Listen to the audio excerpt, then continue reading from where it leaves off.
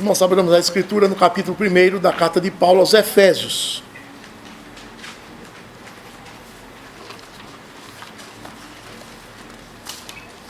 E hoje nós vamos ler os versículos 11 e 12. Efésios capítulo 1, versículos 11 e 12.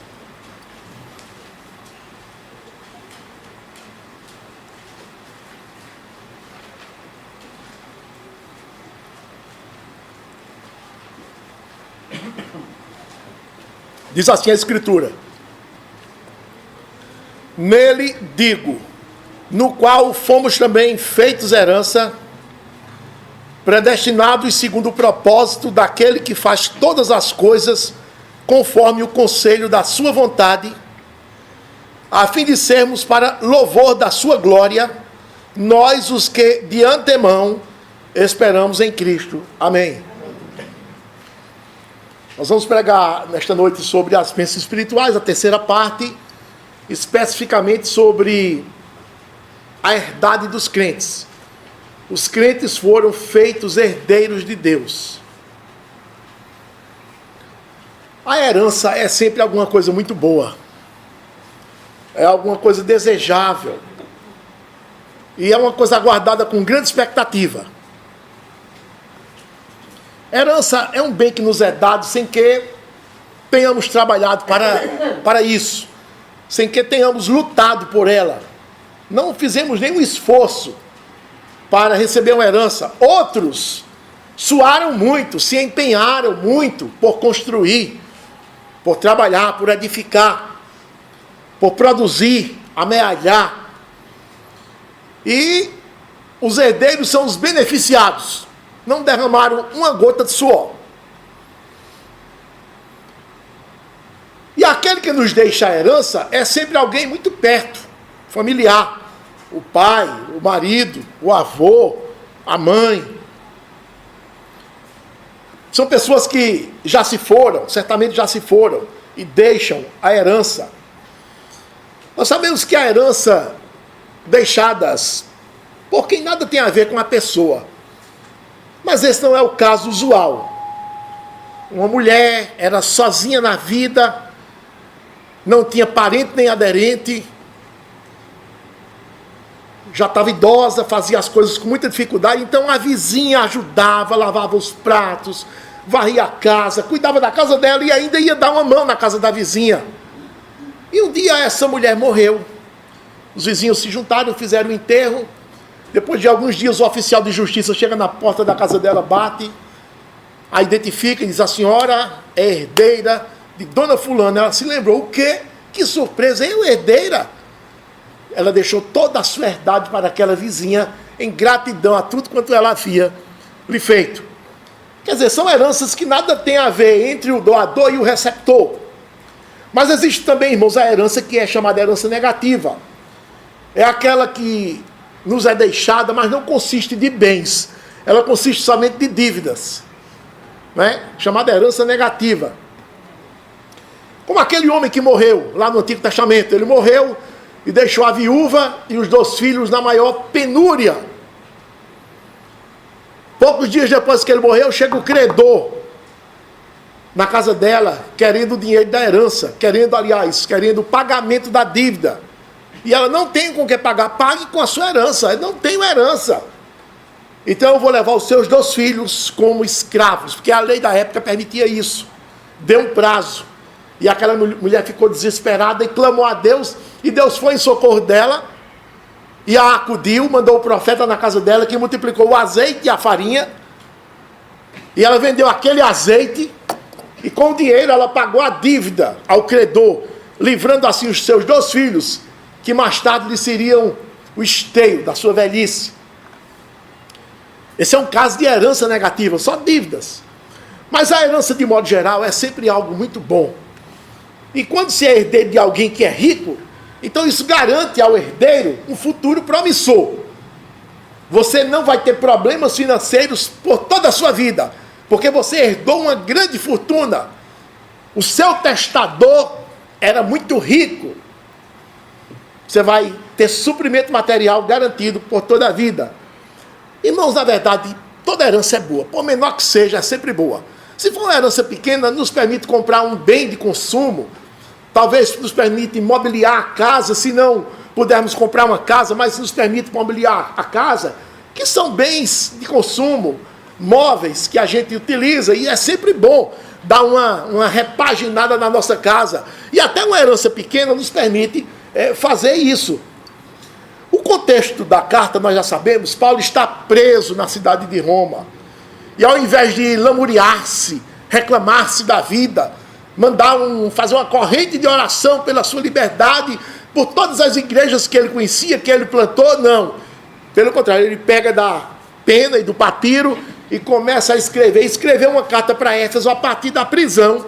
Uma carta, irmãos, falando somente da riqueza que Deus deixou para o seu povo aqui na terra. Paulo disse nessa carta: vocês são herdeiros de grande fortuna e vocês precisam se apossar dessa herdade para que vocês vivam ricamente já a partir dessa vida aqui na terra.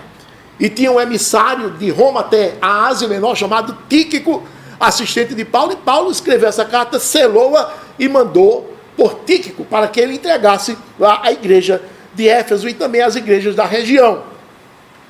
Então tudo quanto Paulo disse àquela igreja é considerado fonte de grandes riquezas, como a informação que nós vamos dar aos irmãos nesta noite, né, sobre a sua condição de herdeiro de Deus. E o nosso propósito, irmãos, é dizer aos ouvintes aqui que o que Paulo disse aqui é também para você que está aqui nesta oportunidade.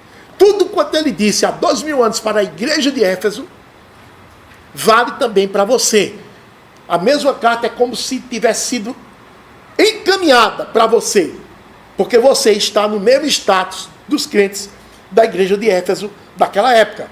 Então, com esse título, os crentes foram feitos herdeiros de Deus, eu trago aqui 3 lições preciosas do texto, aprendidas do texto, e que constituem na 5ª bênção espiritual. Já vimos 4 nesse primeiro capítulo.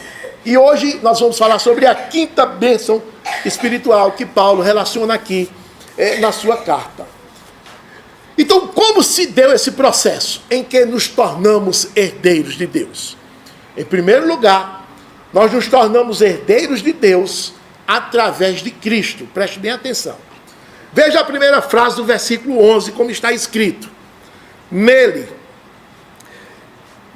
é em Cristo, porque ele vem falando, desde o versículo 9, ó, desvendando-os o mistério da sua vontade, segundo o seu beneplácito que propusera em Cristo, de fazer convergir nele, esse nele é em Cristo, na dispensação da plenitude dos tempos, todas as coisas, tanto as do céu como as da terra. Nele, continua ainda referindo-se a Cristo. Então, nele digo, no qual fomos também feitos herança.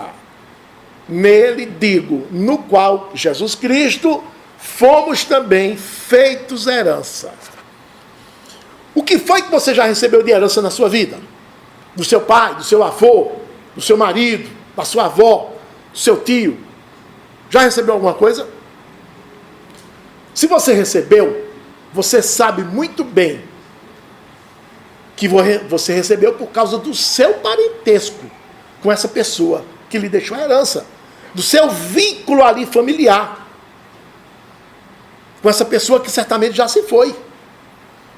Mas eu pergunto, você já recebeu alguma herança de alguém com quem nada tinha a ver, nenhum vínculo, pelo contrário, de alguém que você era inimigo e não gostava dessa pessoa?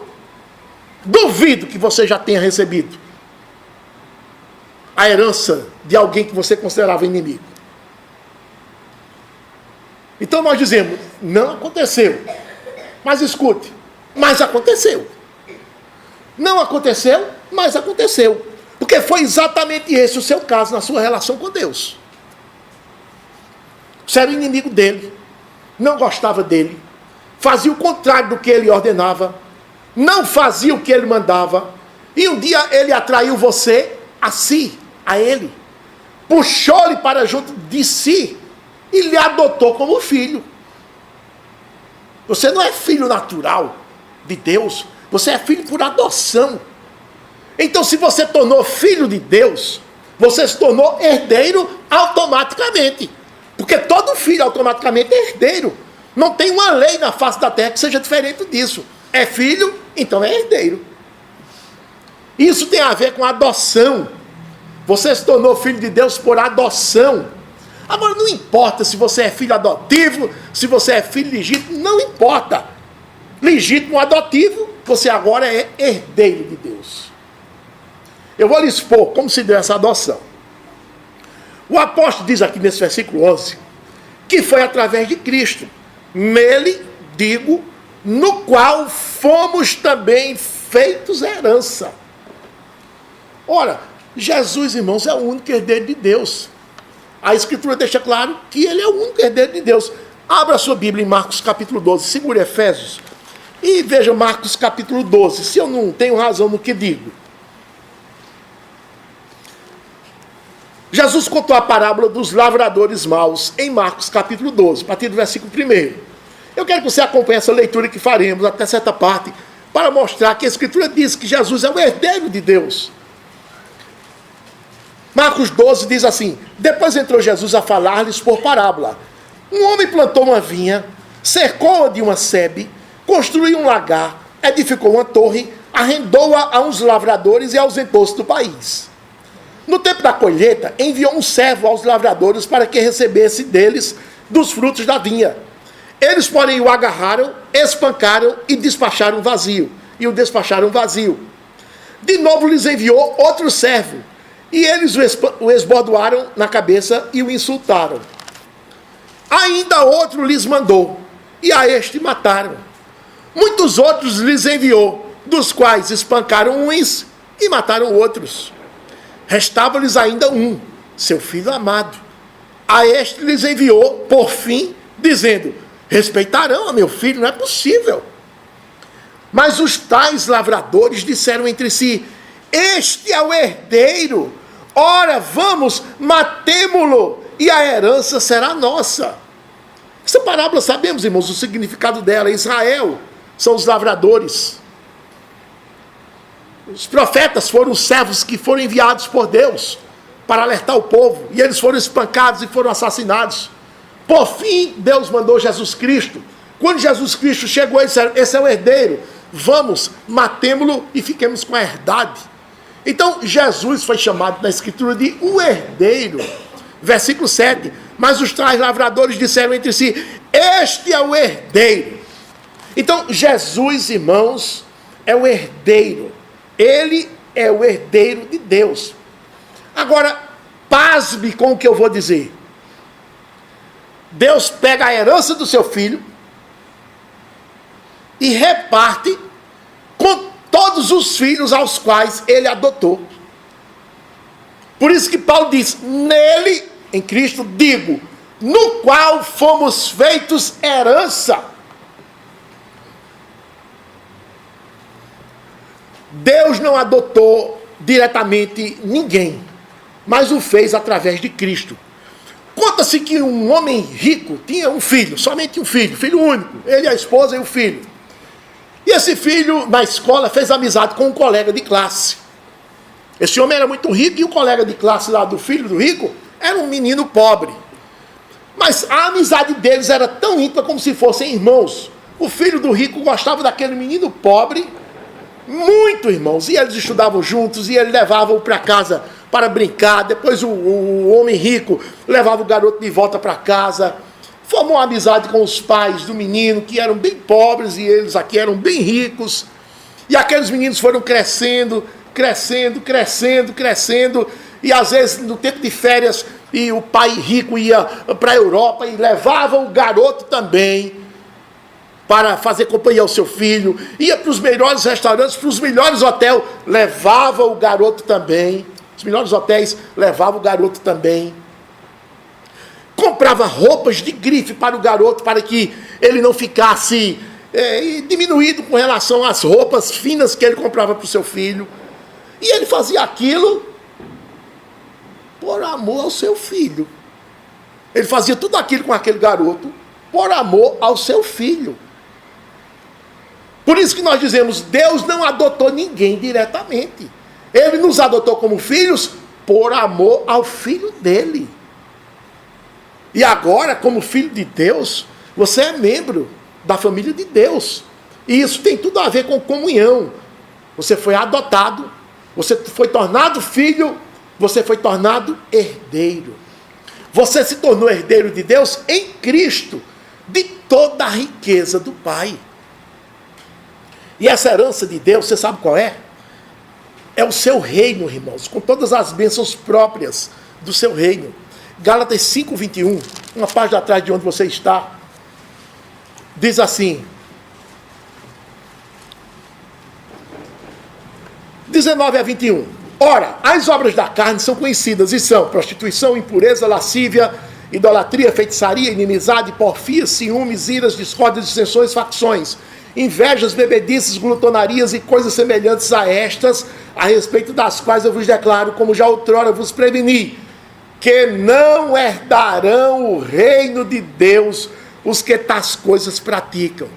O reino de Deus é composto de riqueza e não dessa imundície que o apóstolo denunciou aqui. Então, há somente riqueza e pureza no reino de Deus, nenhuma imundícia. Então, o reino de Deus consiste de todas as bênçãos próprias do reino do Senhor. É verdade, irmãos, que nós começamos a desfrutar dessa herança desde aqui. Agora, a plenitude dessa riqueza somente no porvir. Mas que já começamos a experimentar essa riqueza aqui na terra. Por exemplo, na hora que você crê, deixa de confiar em si, que é bom, deixa de confiar nas suas bondades, que suas boas obras serão aceitas por Deus, depois que você deixa de confiar nessa besteira, nessa casa em fundamento falso, você já recebe a vida eterna, porque você passou a confiar em Cristo. Então a vida eterna não é algo que eu só vou usufruir no futuro, mas eu já começo a usufruir desde agora, porque é algo que eu recebo e não mais me será tirado. Então eu já começo a usufruir aqui. O arrependimento diário são bênçãos que eu começo a receber aqui. Fortes doses de santidade. Você pode olhar a sua vida, que você vai deixando aquelas imundícias que você praticava, aqueles pecados horrorosos e grosseiros, você vai deixando tudo. Então você está experimentando fortes doses de santidade desde aqui. Iluminação suficiente da Escritura. Você se maravilha dia após dia quando está lendo a Escritura. Como é que eu não conhecia isso? Que maravilha! Eureka! Você diz eureka constantemente, porque o Espírito está iluminando essas letras.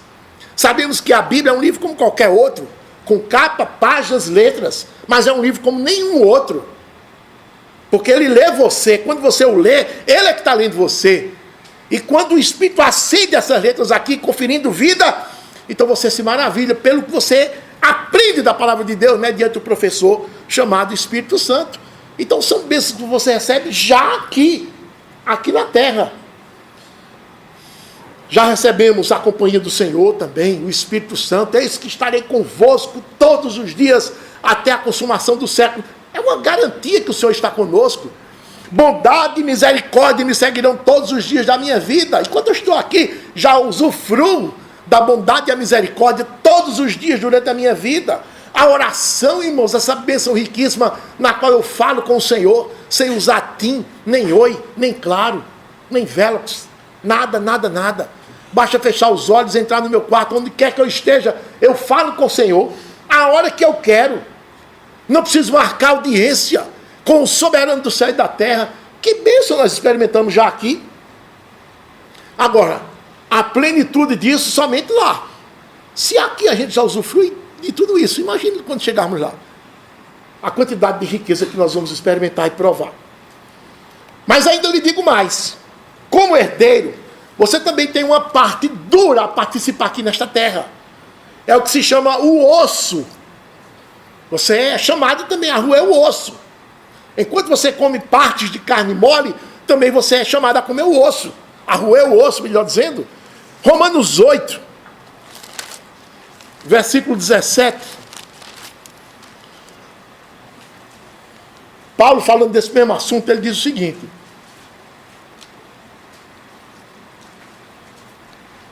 (16 e 17). O próprio Espírito com E maiúsculo, Espírito Santo, testifica com o nosso espírito, nossa alma, né? Que somos filhos de Deus.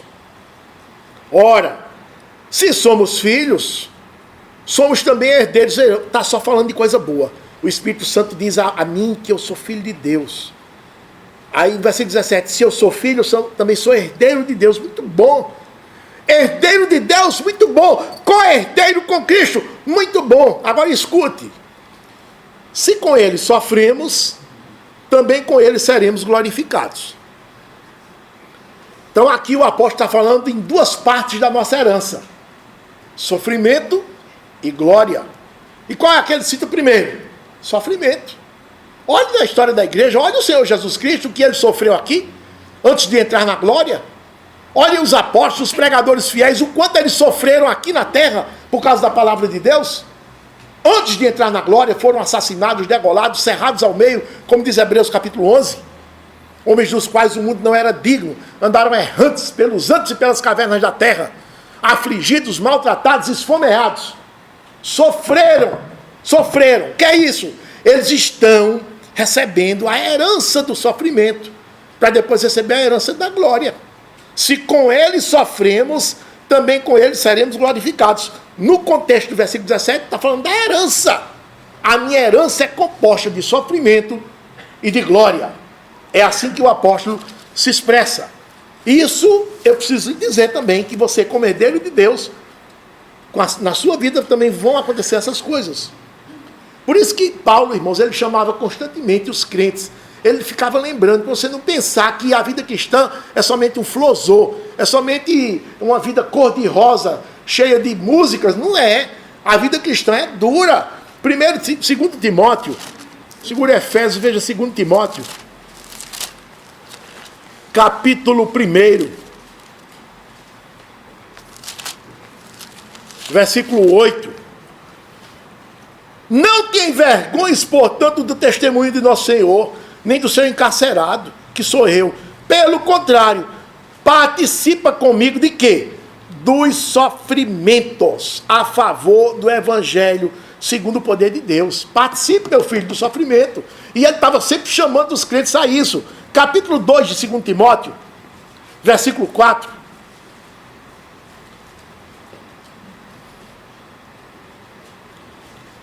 Versículo 3.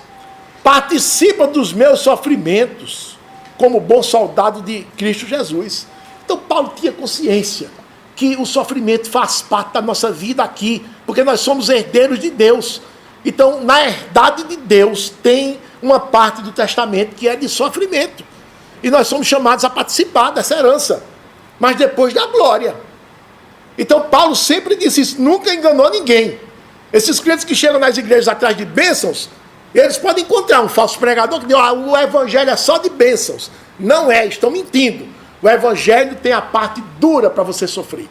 Você, como herdeiro de Deus, tem uma parte, né, desagradável, que é o sofrimento, que dói, que machuca, que traz aflições.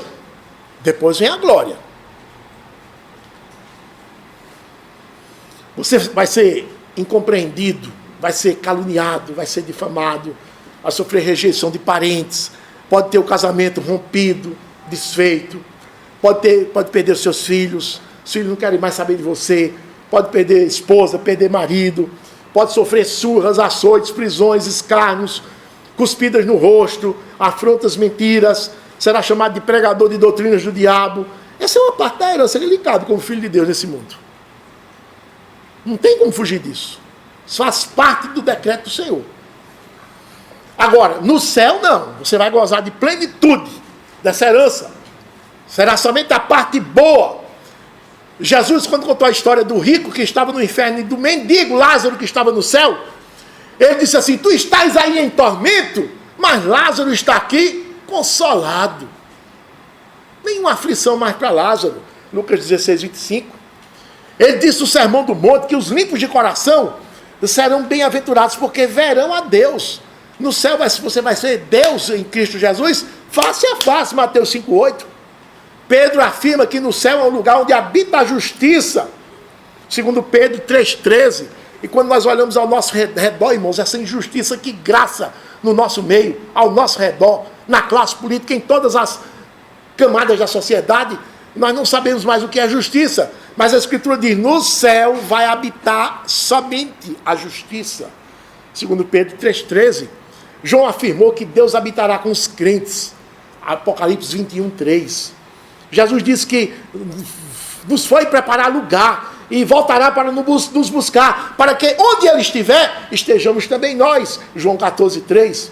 Nós participaremos da refeição, do casamento do Cordeiro, que é Cristo, com a sua noiva, a igreja. Apocalipse 19:9. Jesus beberá conosco vinho no reino do seu Pai. Lucas 22:18. Habitaremos na Jerusalém celestial, cujo fulgor é semelhante à preciosíssima pedra de jaspe cristalina. Apocalipse 21:10-11. As portas da cidade jamais se fecham, porque nela não haverá noite. Apocalipse 21:15.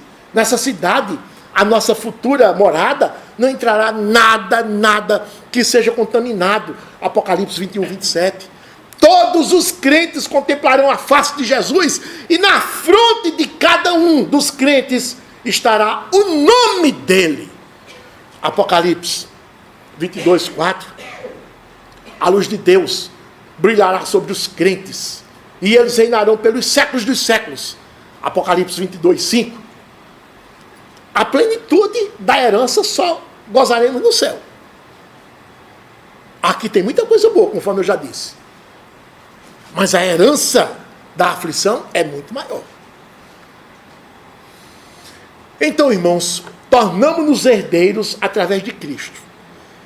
Todo aquele sofrimento de Cristo, nós participaremos dele, aqui em vida.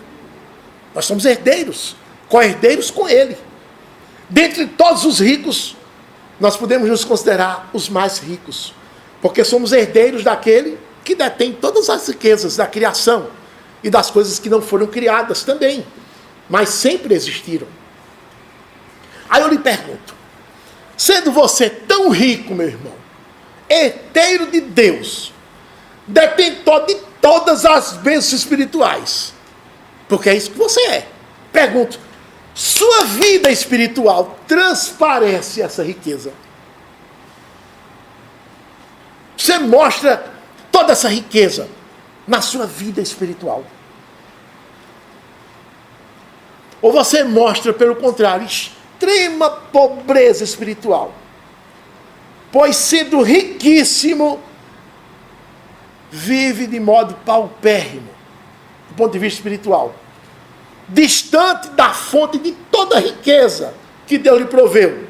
Escritura, culto, oração, cântico dos salmos, evangelização, vida de santidade. Não é esta, meu irmão, a hora de reverter toda essa pobreza na mais espetacular riqueza? Não é agora, não. Então, tornamos-nos herdeiros através de Cristo. Essa é a primeira lição. Mas vem uma segunda lição. Como se deu esse processo em que nos tornamos herdeiros de Deus? Em segundo lugar, tornamos-nos herdeiros de Deus segundo a decisão de Deus o Pai. Versículo 11, na segunda parte de Efésios 1, diz assim, versículo 11, nele digo, no qual fomos também feitos herança. Escute agora, predestinados segundo o propósito daquele que faz todas as coisas conforme o conselho da sua vontade. Aquele que faz todas as coisas conforme o conselho da sua vontade.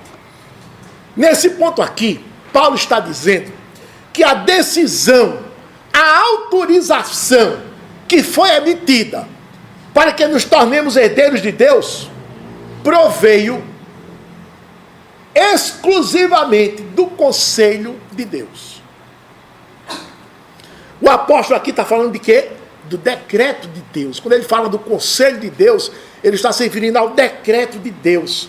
Essa expressão aqui, conselho da sua vontade, significa o seu decreto.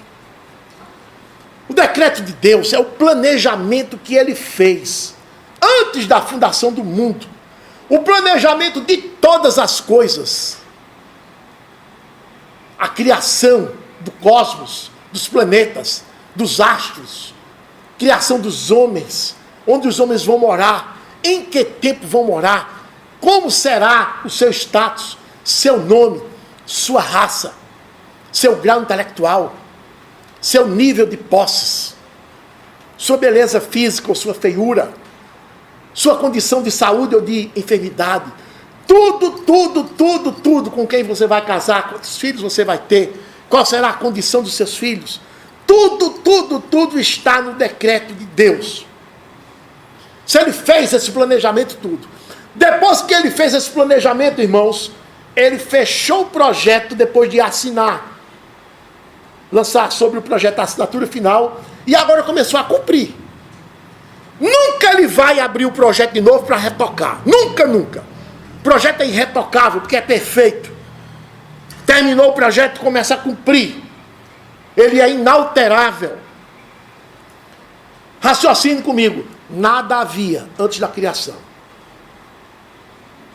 Deus estava na sua solidão. Sem criação, sem homens, sem anjos, sem absolutamente nada do que entendemos como criação. E Deus era satisfeito. Ele estava na plenitude da sua satisfação. Não precisava de nada do que ele fez. Ele não fez a criação para se completar, para sentir satisfação que estava faltando. Não faltava nada a Deus. Ele apenas manifestou o seu poder, o seu amor. Mas nada lhe faltava. Foi nesse estágio, antes de todas as coisas, que ele planejou. E que uma vez acabado o planejamento, ele selou o seu projeto e começou agora a cumpri-lo. Pois foi nesse planejamento, antes dos tempos eternos, que Deus constituiu os seus herdeiros. Já colocou no seu testamento os seus herdeiros, nome por nome. Nome por nome.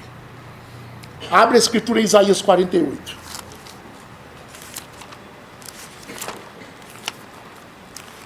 Isaías capítulo 48, são versículos que devemos sempre manter marcados na nossa Bíblia, irmão.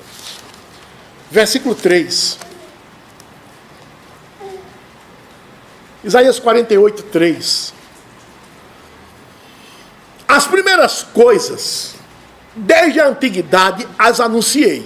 Sim, pronunciou-as a minha boca. E eu as fiz ouvir. De repente, agi e elas se cumpriram. Observe aqui, as primeiras coisas, desde a antiguidade. A antiguidade aqui refere-se ao período antes da criação. Não havia nada. As primeiras coisas, desde a antiguidade, as anunciei. Quando ele diz as anunciei, é porque ele colocou tudo no seu decreto, no seu projeto, no seu plano. Sim, pronunciou-as a minha boca. Ele estava trabalhando, laborando e falando sobre aquilo que ele estava criando, estava planejando criar. E eu as fiz ouvir. Aí, quando termina de planejar, de repente, agir. Agir é a providência. Ele começa agora a fazer. Ele criou todas as coisas. No princípio, criou Deus os céus e a terra. Ele está agindo. De repente, agir e elas se cumpriram. Então, claramente está se referindo ao decreto e à providência. No capítulo 43 de Isaías, estou mostrando textos próximos para facilitar o seu manuseio, mas a Bíblia toda mostra isso. 43, versículo 12, diz assim: eu anunciei salvação, realizei-a e a fiz ouvir.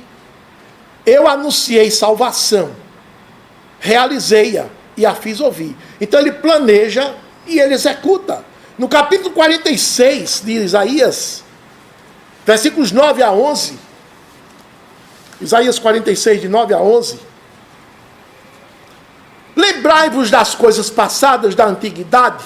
Antiguidade, de novo, se refere ao período antes da criação, que eu sou Deus, não há outro. Eu sou Deus, não há outro semelhante a mim. Nós somos monoteístas, não temos dois deuses, só há um Deus. Os demais são deuses inventados pela imaginação humana e feitos pelas mãos de artífices. Eu sou Deus, não há outro semelhante a mim. 10. Que desde o princípio anuncia o que há de acontecer. E desde a antiguidade, antes da criação, as coisas que ainda não sucederam, anuncio as coisas que ainda não sucederam. Que digo, o meu conselho é o meu decreto, permanecerá de pé, farei toda a minha vontade. O que ele decretou, ele vai fazer, cumprir, vai fazer acontecer. 11, que chama a ave de rapina desde o Oriente e de uma terra longínqua, o homem do meu conselho. Eu disse, eu também o cumprirei. Eu disse, é o decreto. Eu também o cumprirei, é a providência em fazer. Tomei este propósito, é o decreto. Também o executarei, é a providência. Então, vê-se que quando Deus determinou essas coisas, nada havia, irmãos. Nada havia. Então, raciocine. Se nada havia, então fica óbvio que somente Deus esteve envolvido na decisão de transformar os que creem em seus herdeiros. Somente ele esteve envolvido. É hilário, irmãos, que uma súcia interminável de pregadores ande dizendo por aí que é o homem quem decide sua salvação. É o homem quem decide aceitar Jesus, quem decide se tornar herdeiro de Deus mediante a adoção. Nada mais distante da verdade, nada mais distante da verdade. Deus nunca deu esse privilégio, nem esse direito a pecador algum. Por isso que o apóstolo afirma aqui, em Efésios capítulo 1, versículo 11, que fomos feitos herdeiros de Deus, segundo a decisão da sua vontade, unicamente predestinados segundo o propósito daquele que faz todas as coisas conforme o conselho da sua vontade.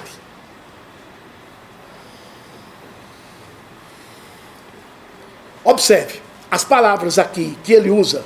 Feitos herança, né? Versículo 11. Fomos também feitos herança segundo o propósito daquele que faz todas as coisas segundo o conselho da sua vontade.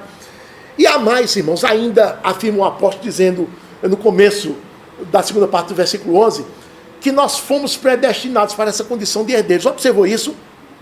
Nele, digo, no qual fomos também feitos herança. Agora, predestinados segundo o conselho, segundo o propósito daquele que faz todas as coisas, conforme o conselho da sua vontade. Em outras palavras, fomos predestinados para ser seus herdeiros.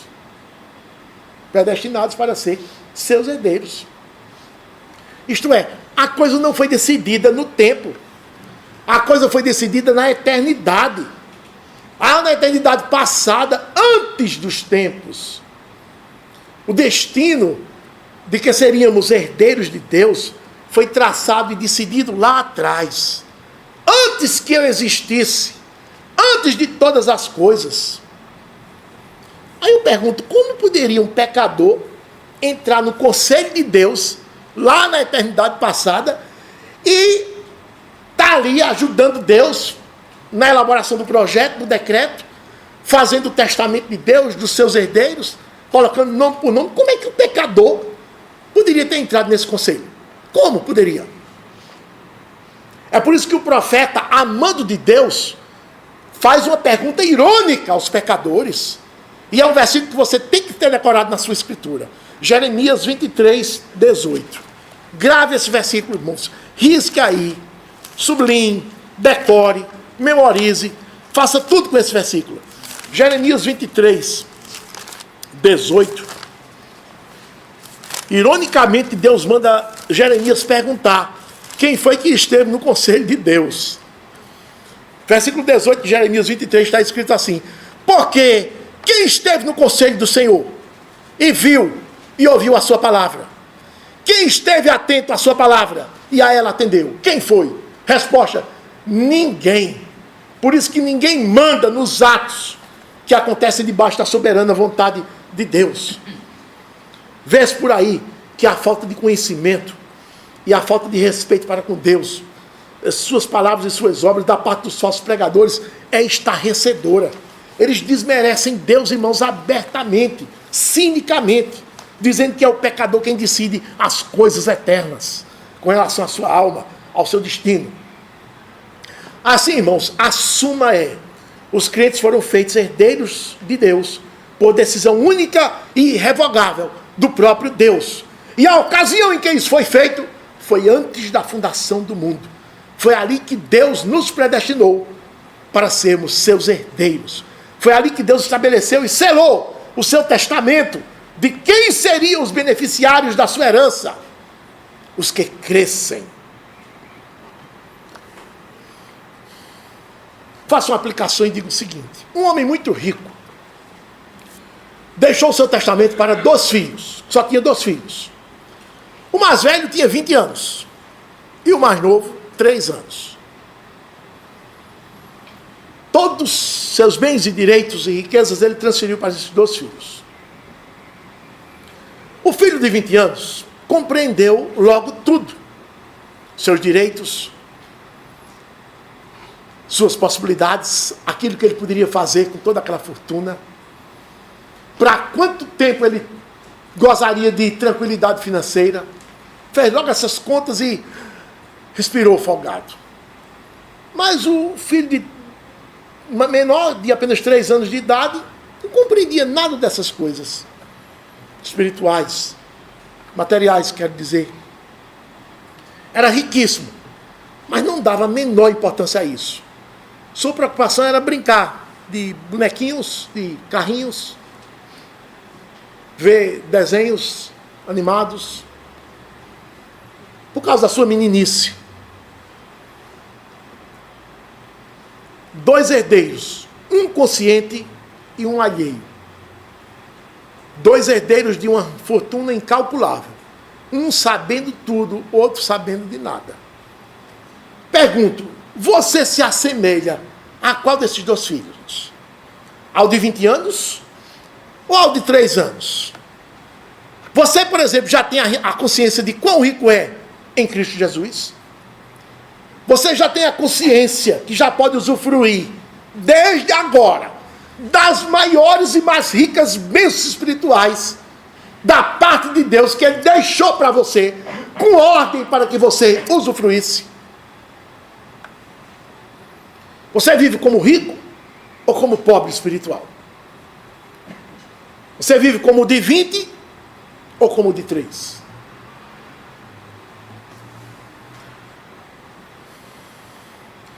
Tornamos-nos herdeiros de Deus por decisão única do Pai. Essa foi a 2ª lição. Mas tem uma 3ª lição. Primeira lição, tornamos herdeiros de Deus através de Cristo. 2ª, tornamos herdeiros de Deus por decisão única e exclusiva de Deus, o Pai. E a 3ª lição, como se deu esse processo em que nos tornamos herdeiros de Deus? Tornamos-nos herdeiros para servirmos a glória de Deus. E preste bem atenção nessa lição, porque aqui nós chegamos no ponto nevrálgico do texto. Por quê? Você já se perguntou o porquê de Deus ter lhe dado tantos privilégios? Já se perguntou? Por que, Senhor? Tu me deste tantos privilégios, tanta riqueza. Por quê? Já se perguntou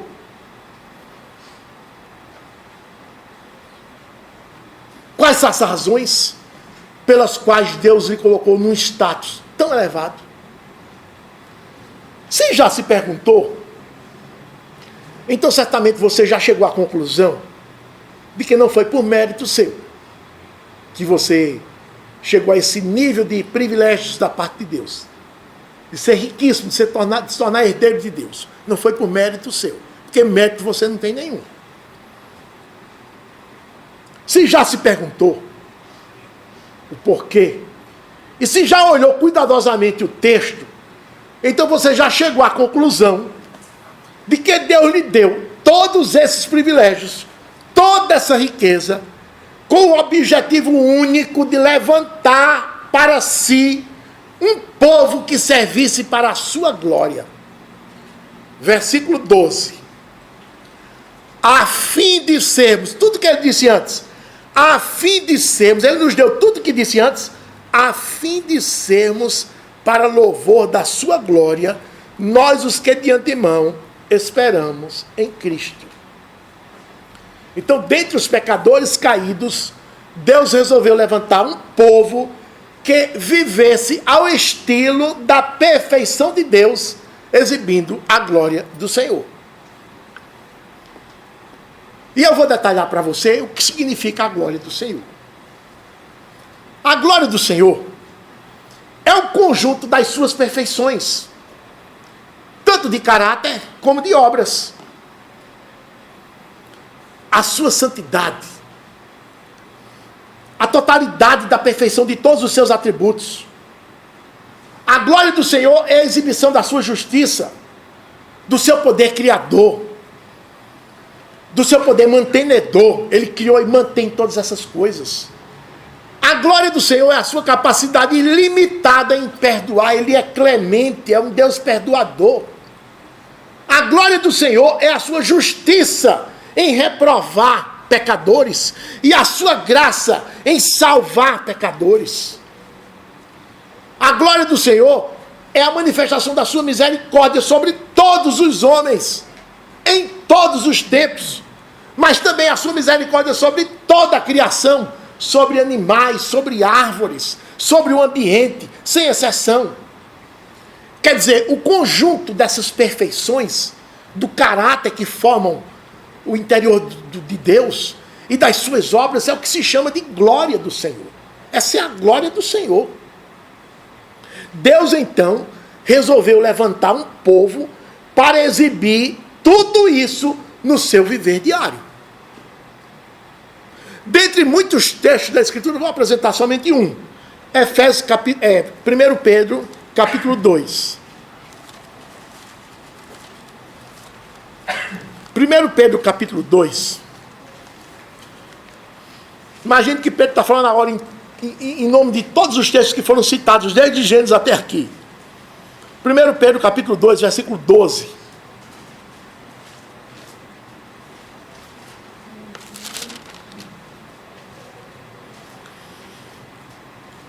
(11 e 12). Amados, exorto-vos como peregrinos e forasteiros que sois. Aqui na terra nós somos peregrinos e forasteiros. A vos absterdes das paixões carnais, que fazem guerra contra a alma, mantendo exemplar o vosso procedimento no meio dos gentios, dos incrédulos, para que, naquilo que falam contra vós outros, como de malfeitores, observando-vos em vossas boas obras, glorifiquem a Deus no dia da visitação. Essa foi a tônica. Deus escolheu Israel para o louvor da sua glória, para que Israel fosse diferente dos povos, dos demais povos da terra. Nós vimos nesta manhã o professor falando sobre o capítulo 18 de Levítico, a imundície sexual na qual viviam os moradores de Canaã e todas as terras ao redor. Como eles procediam. Deus disse: vocês não podem ser iguais a eles. Vocês vão ser levantados para ser um povo diferente, de forma que todos os incrédulos, quando olharem para vocês, vejam estampado em vocês a minha glória. Esse povo é assim diferente, não faz nada do que nós fazemos, porque Deus os abençoou, Deus os galardoou, Deus os fez diferentes. Quem está recebendo a glória? Não é o povo, mas é Deus que recebe a glória, quando o povo vive em santidade. Deus levantou um povo para ser misericordioso, do jeito que ele é, para ser benigno, gracioso, do jeito que ele é. Um povo que dê a outra face, um povo que sabe perdoar, para exibir a sua glória, porque ele é essa pessoa perfeita. Deus levantou um povo para exibir a sua glória, mediante um procedimento honesto, diário, sem mentiras, sem falcatruas, sem duas palavras, sem meias palavras. Deus levantou um povo para ser honesto no falar, para fugir da maledicência. Deus levantou um povo para fugir do juízo temerário, aquele julgamento que você faz do seu próximo meramente pelo ouvir ou pelo ver. Deus levantou um povo para exibir a sua glória mediante uma vida de humildade diante dos homens e uma vida de humilhação diante dele.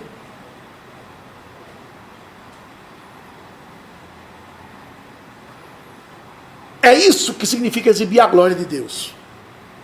Todos olham para você e dizem: esse é diferente, esse não é igual aos outros.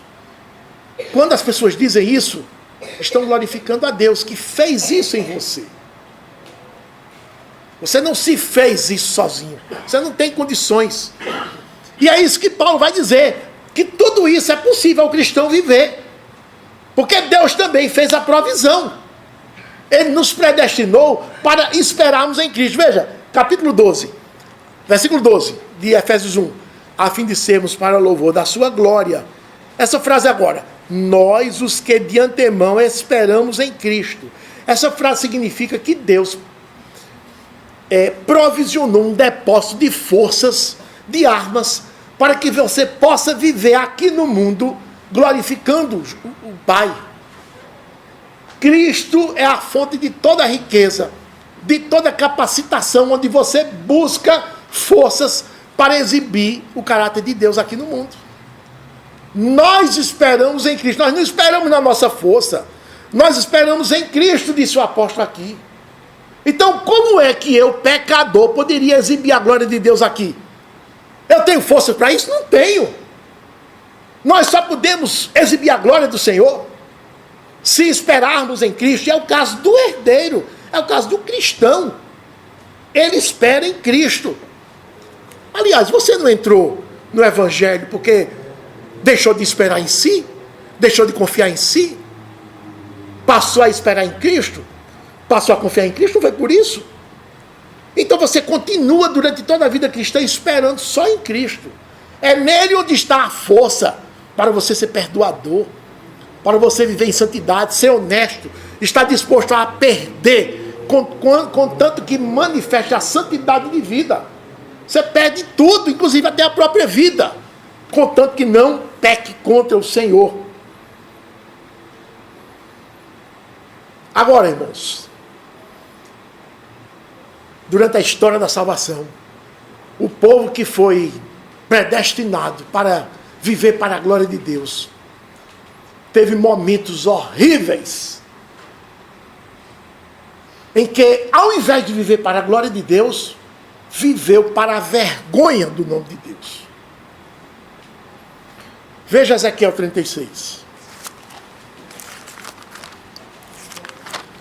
Devemos ler um texto desse, temer, tremer e nunca imitá-los. Ezequiel 36.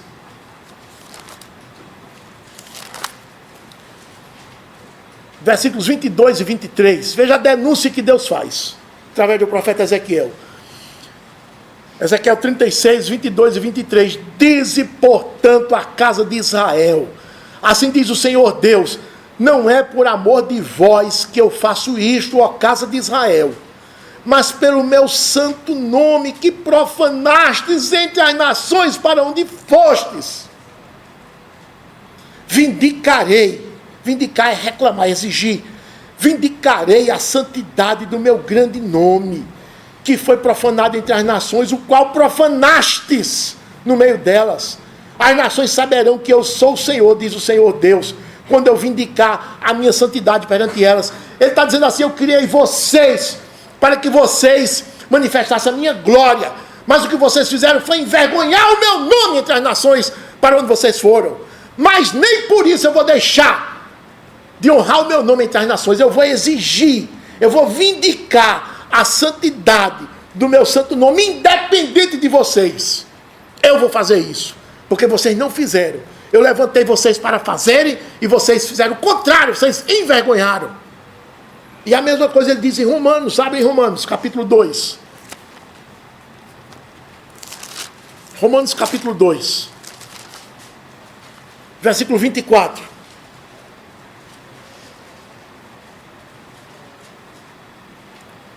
23 e 24. Tu que te glorias na lei, desonras a Deus pela transgressão da lei?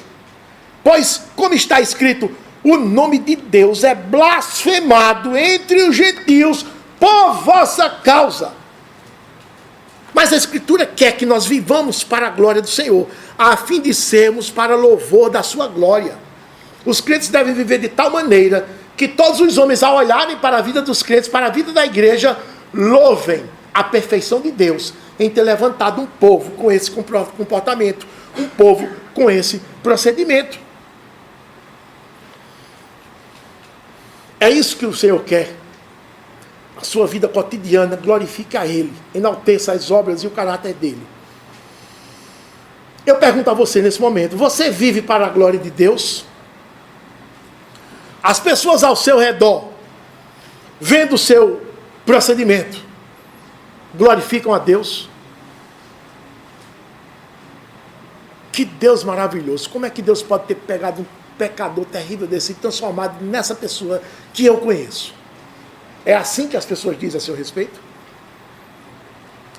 As pessoas que estão olhando ao seu redor, vendo o seu procedimento, ouvindo as suas palavras, elas são capazes de dizer assim: puxa vida, quão perfeito é Deus em ter transformado esse pecador nessa pessoa tão especial, tão bondosa, tão cheia de boas obras, tão útil, tão isso, tão aquilo. Aí se rasga de elogios, glorificando a Deus que lhe transformou.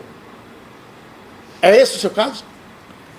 Ou as pessoas ao seu redor não se cansam de dizer: e é porque é crente, e é porque é crente.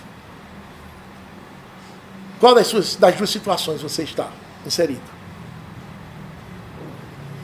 Vamos terminar dizendo o seguinte: você foi galardoado com muitas bênçãos espirituais, sim. Muitas, ricas bênçãos. Tantas bênçãos espirituais, tão ricas, que toda a riqueza material que você possa ter se torna como trapos, como mulambos ao lixo. Porém, meu irmão, em nenhuma hipótese Deus fez isso para que você seja relaxado, negligente, tratando toda essa riqueza com desdém e desprezo. Fique sabendo que Deus vai cobrar um alto preço daquele que não faz por onde honrar tamanha benevolência espiritual da parte de Deus. Lembre-se que em Mateus 25, Jesus contou a parábola dos talentos. Ele disse: um homem muito rico pegou toda a sua riqueza, seccionou em 3 partes. Seccionou em 9 cotas. 9 cotas.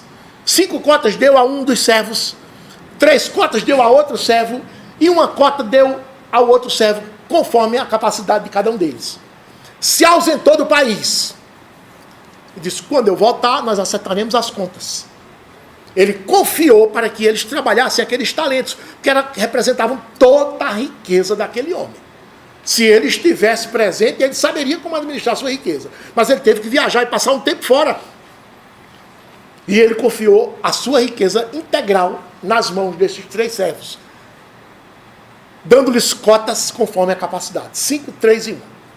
Quando ele volta, ele chama os servos para acertar as contas. Você que recebeu 5, meu senhor, está aqui os seus 5 e está aqui mais 5 que eu fiz render. Isso, muito bem, servo bom e fiel. Você, segundo, recebeu 3. Tome as suas 3 e mais 3 que eu negociei e produzi. Suas 3 cotas viraram 6. Ele disse: muito bom, servo bom e fiel. Você que recebeu 1 cota, foi o que você fez?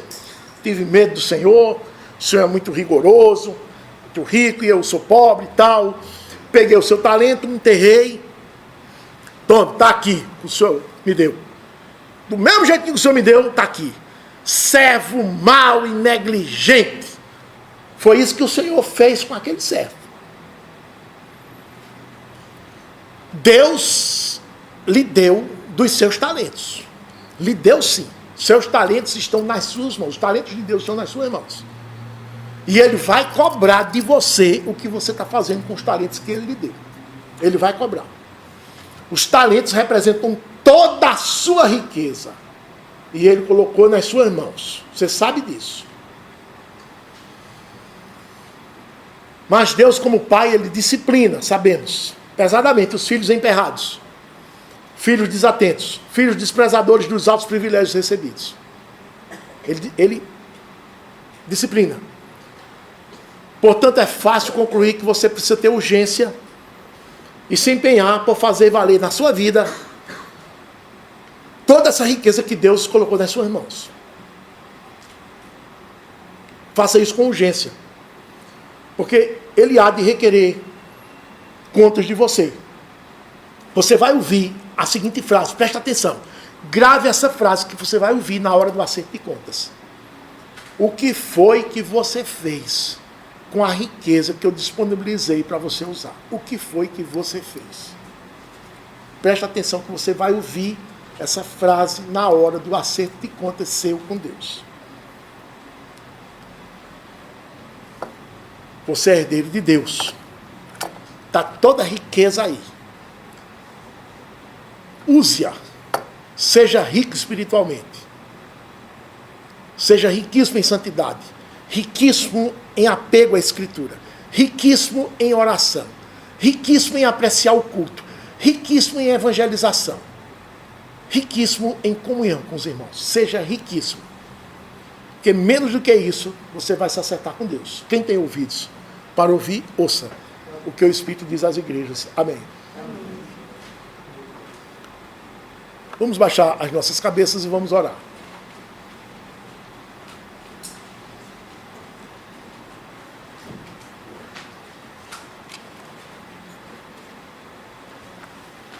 Nosso Deus bendito, depois que ouvimos a Tua palavra,